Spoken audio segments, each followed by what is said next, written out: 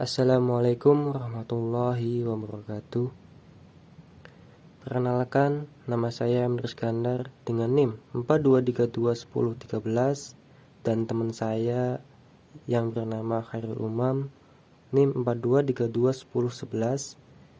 Di sini kami akan mempresentasikan value proposition canvas dan bisnis model canvas dari kedai kopi sedap. Oke, langsung saja.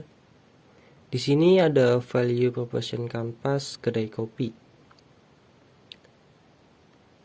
Nah, ada value proposition dan clean profile.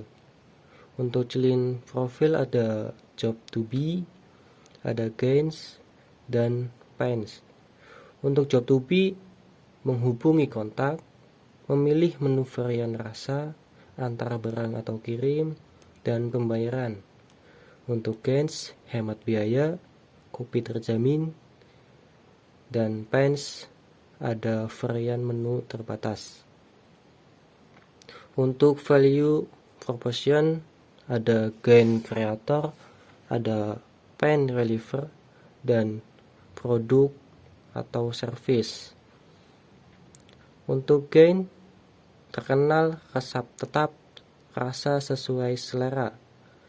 Untuk pains relation, ada customer baru, pelayanan pesanan, ready shop. Untuk produk dan service, menerima pengantar, dan kualitas pengemasan. Pemilihan segmen konsumen atau customer segment. Banyak pembisnis melakukan kesalahan ini. Mereka memulai suatu bisnis tanpa menentukan siapa yang akan menjadi pelanggan mereka. Perusahaan menyasar dua segmen konsumen. Yang pertama, pelanggan retail, dan yang kedua, pelanggan perusahaan.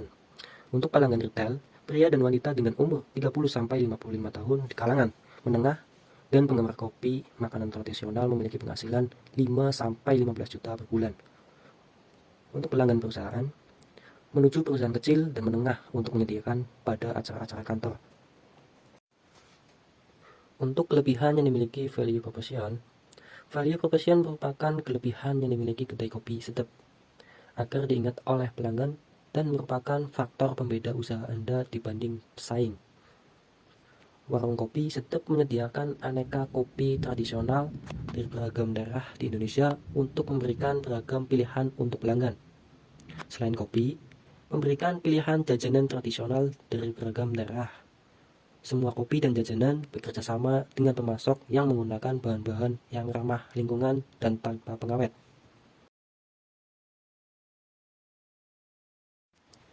Selanjutnya, saluran distribusi atau channel. Saluran distribusi yang digunakan untuk menjangkau pelanggan warung kedai kopi sedap adalah warung kopi sedap. Pelanggan bisa menikmati kopi cemilan di lokasi. Pelanggan perusahaan dengan order khusus acara-acara perkantoran. Dengan penentuan segmen pelanggan, Anda akan mudah menentukan saluran distribusinya, juga dengan kegiatan marketing dan promosi. Selanjutnya, hubungan dengan pelanggan atau customer relationship. Kedai kopi sedap. Ini akan membuat pelanggan menjadi pelanggan setia dan menargetkan untuk melakukan pembelian kembali. Anda ingin membuat pelanggan datang 2-4 kali setiap bulannya. Untuk itu, kita akan memberikan reward membership sehingga setiap pembelian 5 cangkir kopi mendapatkan free 1 cangkir. Selain itu, juga mengadakan promo cemilan yang akan berbeda-beda jenisnya setiap bulan untuk memperkenalkan kembali cemilan Indonesia. Selanjutnya, sumber-sumber pendapatan atau revenue stream. Yang pertama, pendapatan utama warung kopi sedap adalah dari penjualan minum kopi tradisional yang beragam yang merupakan kekuatan utama. Yang kedua, pendapatan tambahan dari penjualan cemilan. Yang ketiga, pendapatan lainnya dari penjualan bubuk kopi. Yang keempat, pengembangan usaha ke depan dengan cara waraba atau franchise. Yang selanjutnya yaitu sumber daya utama atau key resource. dalam menjalankan usaha sumber daya yang terpenting untuk warung kopi sedap, yaitu tempat usaha atau lokasi sangat menentukan keberhasilan usaha. Sumber daya manusia yang terampil, khususnya tim pelayanan di toko yang langsung melayani pelanggan. Selanjutnya yaitu kegiatan utama atau key activities. Yang pertama, memberikan minuman kopi dan cemilan yang enak dan berkualitas. Pentingnya memperhatikan kualitas produk, khususnya cemilan yang tidak laku dan sudah tidak segar harus segera disingkirkan. Yang kedua, memberikan pelayanan yang baik, ramah, dan informatif mengenai produk.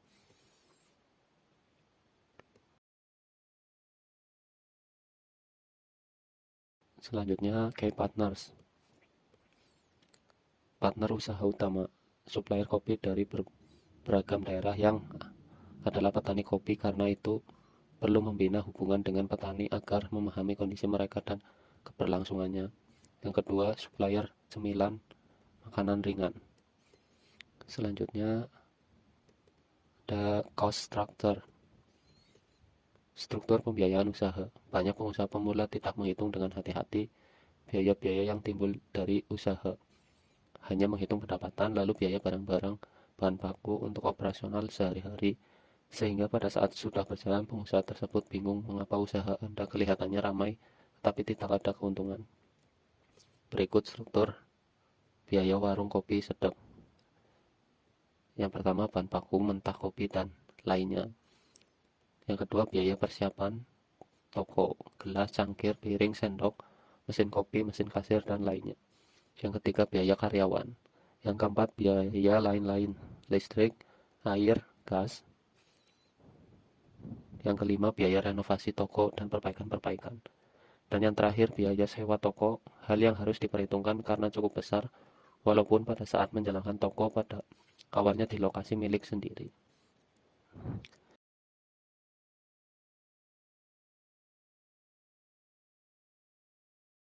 Nah, ini adalah bisnis model kanvasnya, bisa disimak baik-baik. Ada key activities, key partner, key resource, value proposition, customer segment, channel, customer relationship, cost structure, dan revenue stream. Oke, demikian tadi presentasi dari kelompok kami. Selebihnya mohon maaf bila ada kesalahan. Wassalamualaikum warahmatullahi wabarakatuh.